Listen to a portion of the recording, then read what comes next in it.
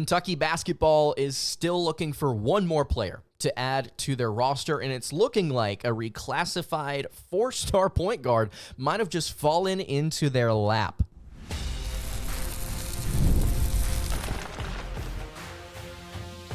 You are Locked On Kentucky, your daily podcast on the Kentucky Wildcats, part of the Locked On Podcast Network, your team every day. All right, what's going on, Big Blue Nation? Welcome on in to Locked On Kentucky, your daily Kentucky Wildcats podcast. I'm your host, Lance Dawe, and on today's episode of Locked On Kentucky, we are going to be taking a look at a player that just decommitted from Illinois, reclassified to this year, and is looking at the Kentucky Wildcats. Could he be the Wildcats' final scholarship addition to this roster? We'll talk about it, as well as Kentucky basketball's non-con slate and their SEC schedule. Got a very interesting question here from a listener from our Discord about how Kentucky may tackle both of these different parts of the schedule. I think it's a very interesting conversation that we can have about how Kentucky stacks up against some more difficult competition. Thank you so much for making Locked On Kentucky your first listen every single day. Want to remind you guys that we are free and available on all platforms. If you're watching on YouTube, I would greatly appreciate it if you subscribe to the show.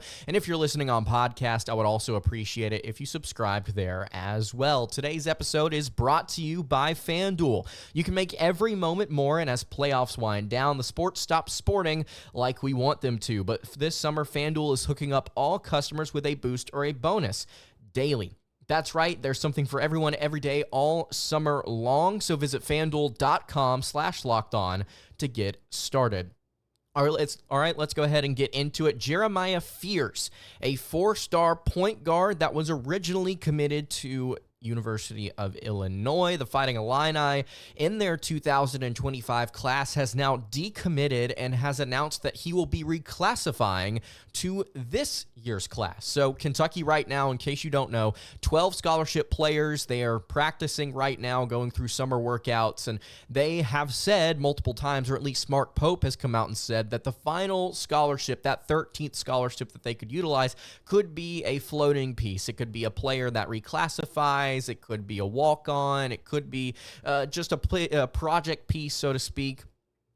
But they're not going to rush anything, and they're not going to try and force anything to happen. Obviously, Will Riley, a player that was looking to reclassify and play for this year, funny enough, actually recently just committed to Illinois and is going to play for the Fighting Illini in Champaign later on this year. But Jeremiah Fears, a player that was going to bring a lot of talent to next year's recruiting class, has now left, and he got a phone call from Kentucky, according to both KSR and according to Jeremiah Fears' own Twitter/X page. He said he got a phone call from Mark Pope and the Kentucky Wildcats, and this is kind of coming out of nowhere for the Wildcats, and it brings into question whether or not Kentucky is legitimately interested here, or if this is just a phone call and Kentucky's trying to cover their bases and just make sure, okay, this is a prospect that we really don't want to miss out on, or it's somebody that we may not fit our system as well as we would like him to.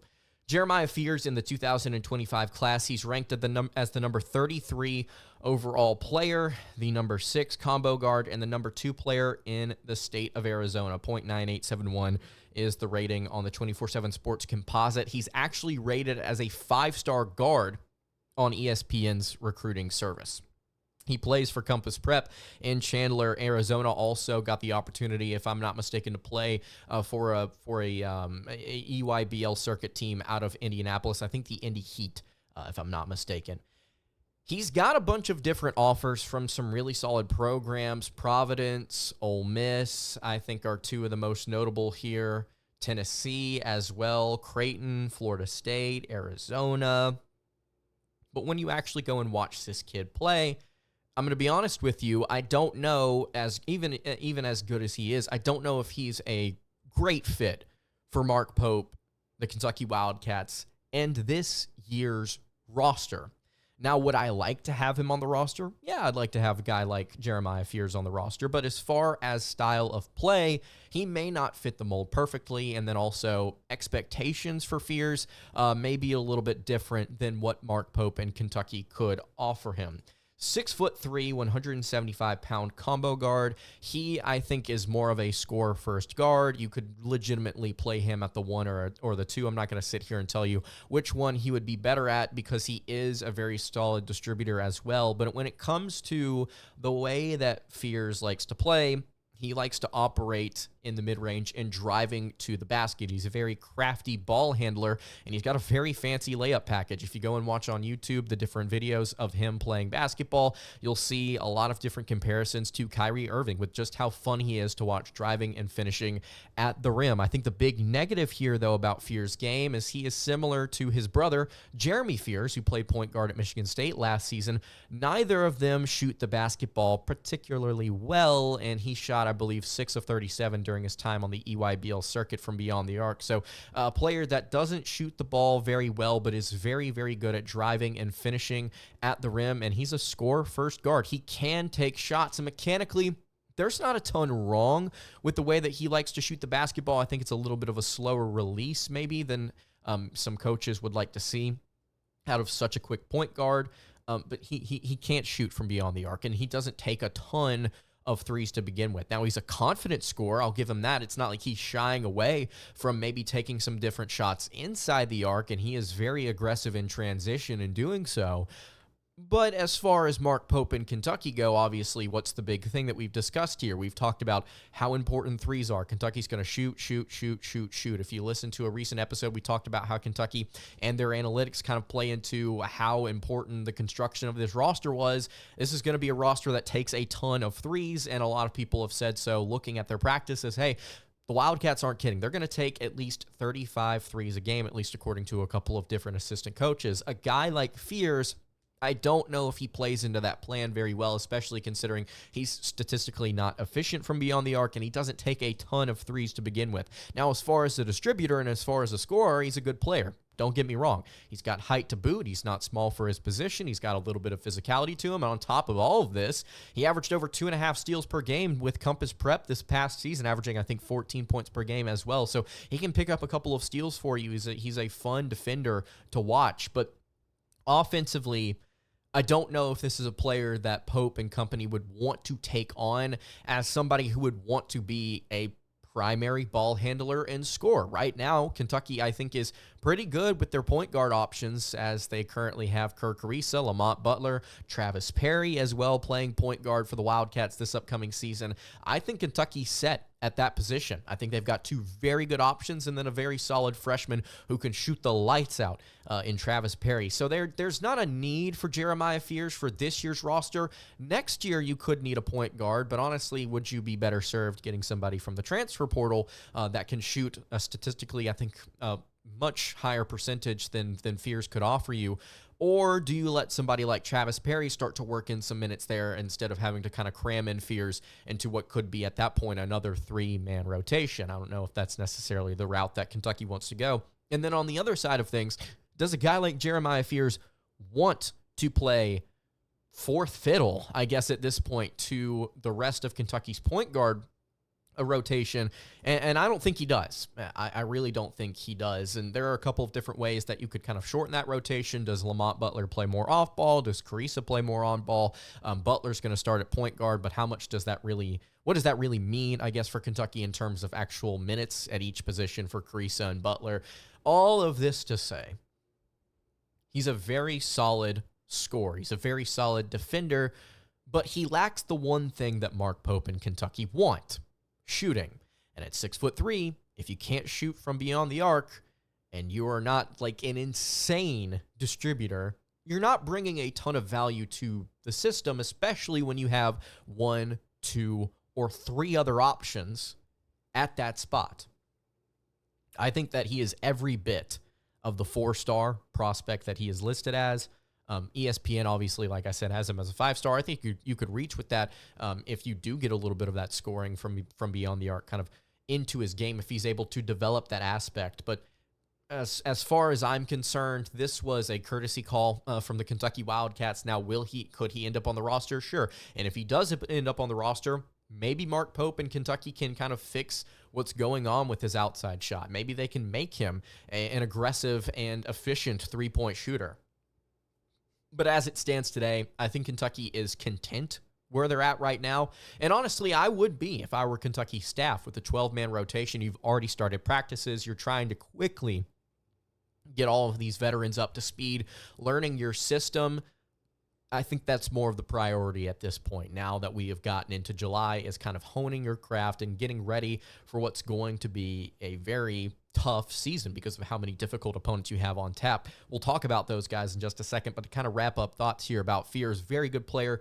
One thing, though, he's got very, very solid handles that can be inconsistent at times. I think his 24/7 Sports scouting report says as much as well. One play, they're extremely tight. He can break down a player in isolation or in transition very quickly, but the next play, they're loose. While he does get away with it at times, it could lead to turnovers in college. He's a high-profile prospect that has a lot of potential. Maybe not at Kentucky. Maybe not.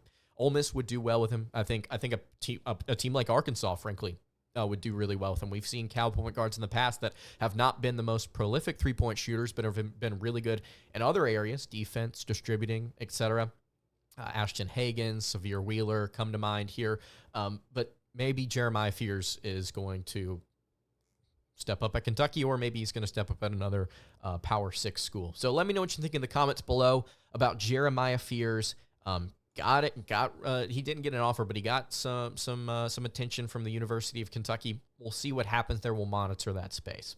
All right, we've got a very interesting question from a listener of the show in our Locked On Kentucky Discord about how the Wildcats may approach this upcoming season in the non-con and in the SEC slate. And I want to ask you guys the same question in just a moment. Before I get to that, though, I do want to tell you guys about our friends over at FanDuel. I really love sports, and I love them so much, I never want them to stop. But as the playoffs wind down, we get fewer games, and the sports aren't sportsing like I want them to. But FanDuel lets me keep the sports going whenever I want, and all I have to do is open up the app and dream up bets anytime I'm in the mood. And this summer, FanDuel is hooking up all customers with a boost or a bonus daily. That's right, there's something for everyone all day, all summer long. So head over to FanDuel.com/lockedon and start making the most out of your summer. That is FanDuel, an official sports betting partner of Major League Baseball. All right, continuing along here on the Tuesday edition of Locked On Kentucky, Lance Dawe hanging out here with you. Again, I appreciate you guys checking out the show today. If you have not subscribed to the YouTube channel or the podcast feed, I would greatly appreciate it if you did so. And if you have any questions for the show in the comments below, you can absolutely leave those. Or if you're listening on podcast, at Locked On UK on Twitter is where you can find me. And we've got a very fun question here from a listener in our Discord. Goes by the username of Doug Rice. Is that his actual name? Is it a fake name? We don't know. A lot of people on Discord have some very interesting profiles, but Doug asked a very interesting question earlier today. He said, which do you think we'll have more of? Wins in the non-conference slate or losses in the SEC schedule? And I want to start here with Kentucky's non-conference slate, kind of what they've done in the past, and we'll look at this year's schedule. This is a fun question. I think that you're going to find it may be a little bit more tight of a race here than you may originally expect. So Kentucky, this upcoming season, we've talked about this a few different times. Once they get the full non-con slate, we'll have a much better answer to this question. But as of right now, here are the teams that they have scheduled. Duke, Clemson, Gonzaga in Seattle, and Mark Pope is 1-8 versus the Zags, by the way. Louisville, Ohio State, Western Kentucky, and Lipscomb. Duke, Clemson, and Gonzaga are going to be very difficult games. Louisville, Ohio State, Western Kentucky, and Lipscomb are all winnable. Ohio State probably being the most difficult team out of those back four, but that's 7 games scheduled, right? So it's more of wins in the non-con or losses in the SEC. I think you can say for certain, not for certain, but confidently, Kentucky's going to have a good chance to beat Louisville, Ohio State, Western Kentucky, and Lipscomb. So that's 4 games there. We'll call them wins for now. So that's 4 wins in the non-con so far. Kentucky and most college basketball teams typically play 13 non-conference games. Kentucky in the past has hovered over the last several years somewhere between 9 to 11 non-conference victories. If you want to go back to last year, if I'm not mistaken, it was 9. Before they played, obviously, I think Gonzaga later on in the year and lost. But it's usually somewhere between 9 to 11 of the 13 games Kentucky ends up winning. So 6 extra games here that are going to end up being scheduled for the Wildcats. And I don't think any of those games are going to be tough. If you look at last year's schedule, obviously you had Kansas, Miami, North Carolina, Louisville, Gonzaga, but you also had New Mexico State, Texas A&M Commerce, Stonehill, St. Joseph's, Marshall, UNC Wilmington that Kentucky eventually lost, Penn, Illinois State. You had a lot of different games here that Kentucky just kind of gobbled up some wins in the non-con slate against some relatively easy competition. Hopefully, Kentucky wouldn't falter in any of those types of games this upcoming season. We'll just say here, for argument's sake, the 6 games that Kentucky schedules, outside of these 7 we already know, we'll say Kentucky wins all of them. We'll just say the Wildcats are able to win all of those. So 6 and 4, there's 10 potentially for the Wildcats. Let's say Kentucky ends up losing to Ohio State or Louisville, and they end up losing to Clemson, Duke, and the Zags. We'll just say Kentucky gets out with 9 wins, okay? I think at that point, you have to ask the question, how good is the SEC this upcoming season? How good are they really? Because I think, and I expressed some of this opinion on yesterday's show, I think the SEC has a very, very good top half of the league. And I think they're going to be very deep this season. It's going to be a bloodbath, much like it was a season ago. But there are some teams in this preseason that are being, I think, hyped up a little too much, that Kentucky ends up playing, and I think that genuinely on paper, the Wildcats roster is either better than or much better than. I think you are going to see some teams that are currently expected to perform very well or well in the SEC not do so hot. And you're going to see some teams that are surprises, and we could go over those on a later show, but as of right now, I just want to say this. You get 7 teams on the road. You get 8 teams at home if you're Kentucky for the SEC slate. Is this team, this Wildcats team, going to split that home and away stretch 9-9 or 8-10? I think on paper, the Wildcats are better than 500 in the SEC. This should be the deepest team in this conference. In terms of rotation and in terms of bench minutes, this should be the deepest team in the SEC. This also should be one of the most experienced teams in the country, if not the most. Kentucky's going to rely on that. This should be one of the better three-point shooting teams in this conference. Kentucky's going to rely on that. I think that all of these things combined are going to lead to the Wildcats winning most of their home stretch, I should say, and a decent amount of games on the road. The Wildcats are going to lean on seniority and wisdom and maturity and understanding from some of these older players. These players are going to go into these road environments and know how to get the job done, especially if they have chemistry with each other and especially if they're knocking down outside shots.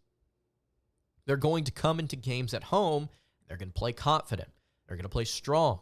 They're going to play aggressive. They're going to play with momentum and tempo, and they're going to shoot threes, and they're probably going to make a lot. 9-9 or worse? I think it's difficult to imagine, honestly, for the Wildcats this season. And I want to ask you guys, before we kind of break down this SEC slate, which do you think we'll have more of? Wins in the non-con or losses in the SEC? I think this team is above 500 in the SEC, and I think at the least you're looking at 9 wins in the non-conference slate.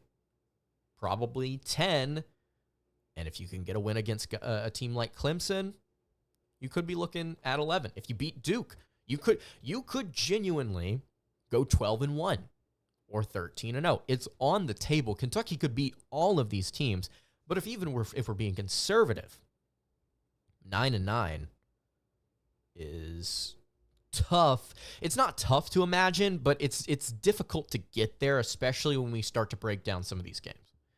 Let's go ahead and break down some of these games. Before I do that, though, I want to remind you guys, if you have not subscribed to the show already, whether that be on YouTube, whether it be on podcast, I would greatly appreciate it. And we mentioned earlier, Doug here from the Locked On Kentucky Discord, appreciate this question. If you want to join the Locked On Kentucky Discord, you can find it pinned at the top of my Twitter profile, and you'll see it right here on YouTube at @LanceDawe_ on X/Twitter. You can head over there. It's pinned. It's a link to join. It's free to join. Just a place for all of us to chat about Kentucky basketball, Kentucky baseball, Kentucky football, which we'll get into here in just a few weeks. SEC Media Days, by the way, coming up in just a couple of weeks. Interested to see what Mark Stoops has to say. But yeah, if you want to join the Locked On Kentucky Discord, link is, again, at @LanceDawe_. All right, wrapping up the Friday edition or Tuesday edition of Locked On Kentucky. Lance Dawe hanging out here with you. Wow, I have no idea why I thought it was Friday, but it is not. It is Tuesday. And we've got a fun question here from Doug Rice asking, which do you think we'll have more of, wins in the non-con or losses in the SEC?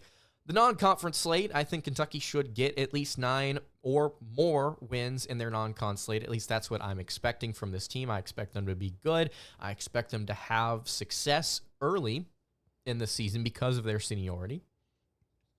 We'll see how they gel over the next couple of months. Hopefully we hear good things. But now I want to turn my attention to the SEC slate.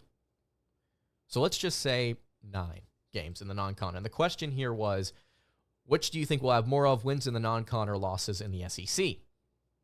Let's look at Kentucky's home games this upcoming season. Alabama, Arkansas, Auburn, Georgia, LSU, Mississippi State, Tennessee, and Texas. I want to be clear here. Kentucky could lose every single one of these games. They could lose them all. They could go 0-31 this season. Who knows? But if we're looking on paper, we're looking at the fact that this is Rupp Arena. We are expecting this team to be strong offensively and either average or above average defensively. Much better than they were a season ago, I hope. I think that Kentucky can beat a lot of these teams at home. I think they can beat Arkansas. I think they can beat Georgia. I think they can beat LSU. Right now, I think they can beat Mississippi State. And I think they can beat Texas. Alabama, Auburn, Tennessee. Those are the 3 games that concern me. Let's just say, for argument's sake, worst comes to worst, Kentucky goes 5-3 over their 8 home games. Let's take a look at the away games then. Florida, Ole Miss, Missouri, South Carolina, Vanderbilt, Texas A&M, and Oklahoma. The fact that we have to play A&M on the road this year disgusts me. But nonetheless, we gotta. I don't know why I've been filled with so much hate recently for the Aggies. If you watched yesterday's show, you saw a lot of that. I'm sorry. Wade Taylor's a good player. They just can't shoot efficiently. The team can't as a whole. And I'm a big analytics guy, and if it's not good from an analytics perspective, I'm probably not going to love it. Frankly, I don't think you should. But if you look at those away games, I think Kentucky can win at least 4 of those. I think you can beat Ole Miss. I think you can beat Missouri. I think you could beat South Carolina. I think you can beat Vanderbilt. If you go 4-3, then all of a sudden, you're looking at 9. You're looking at 9 wins in the SEC. You're looking at Kentucky picking up 500 minimum. So let's just go through here one more time. You've got Alabama, at home. We'll just call it a loss. We'll call Arkansas a win. We'll call Auburn a loss, even though Auburn hasn't won in Rupp Arena and goodness knows how long, regardless of how good their teams have been. We'll call Georgia a win. We'll call LSU a win. We'll call Mississippi State a win. We'll call Tennessee a loss. We'll call Texas a win. We'll call Florida on the road a loss. We'll call Ole Miss a win. We'll call Missouri a win. South Carolina a win. Vanderbilt a win. Texas A&M a loss. We'll call Oklahoma a loss for fun. And I just need to pull this up here. SEC opponents, just to make sure I'm not missing anything. The Kentucky Wildcats right there. 1, 2, 3, 4, 5, 6, 7, 8, 9. 1, 2, 3, 4, 5, 6 losses in the SEC slate. I think that Kentucky can pull this off. I think that's worst case scenario for the Wildcats. This makes sense to me. Also, just want to point out here, the games that I'm not including, the 3 games I'm missing here, at Alabama, and then you also have to play at Tennessee. And if I'm not mistaken, you also have to play at home against Vanderbilt and then on the road at Vandy. So I think Kentucky could genuinely they could knock out some more. They could knock out some more games than maybe some people anticipate. This is a 10-8 team or better in SEC play. That's where I sit with it. Let me know what you think in the comments below. Could the Kentucky Wildcats finish with more losses in SEC play or more wins in the non-conference slate? I think that you are looking at 10-8 or better, and I really don't see Kentucky winning less than 9 games in the non-conference schedule. I think they'll probably get to 10 or 11, genuinely. The final thing I wanted to note here before we wrap up the show, CBS Sports recently put out some college basketball rankings, like a way too early top 25 and 1. Kentucky's schedule, I don't think, and we may do a whole episode on this soon, I don't think people understand just how difficult this could be for Kentucky this upcoming season. If this top 25 holds, which it probably won't, but let's just say for sake of argument it does. Kentucky plays 10 of these top 25 teams.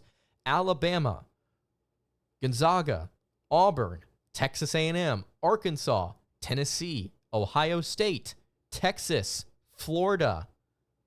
That's rough. That is really, really tough. Ohio State also being in the top 25 is a shock to me, but CBS can do what they want. Ask can ESPN. Let me know what you think in the comments below. Kentucky basketball schedule is rough. Could they have some struggles across the board, or could they find a lot more success, at least, than what they had last season? That's going to do it for today's episode of Locked On Kentucky. You can follow the show on Twitter at Locked On UK. You can follow me on Twitter at LanceDawe_, and you can follow the show over on Instagram. That is at Kentucky Podcast, excuse me. Any questions, comments, concerns? Leave those in the YouTube comments below. Hit me on the socials. I will see you all tomorrow for another episode of Locked On Kentucky. Have a great rest of your day, and God bless.